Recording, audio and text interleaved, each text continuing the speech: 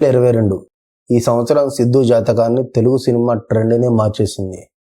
అదే డీజే టిల్లు అట్లుంటది మన తోని అన్న ఒక్క డైలాగ్తో యూత్ పల్స్ పట్టుకున్నాడు. రాధిక, టిల్లు, ఆ యాటిట్యూడ్, ఆ హెయిర్ స్టైల్ అంతా ఒక వైబ్రేషన్. రాత్రికి రాత్రే స్టార్ బాయ్గా అయిపోయాడు. ఇక రీసెంట్గా వచ్చిన టిల్లు స్క్వేర్ గురించి ఎంత చెప్పుకున్నా తక్కువే. సీక్వెల్ హిట్ అవ్వదు అనే సెంటిమెంట్ని బ్రేక్ చేసి దాదాపు 100 కోట్లకు పైగా కలెక్షన్లు కొల్లగొట్టాడు.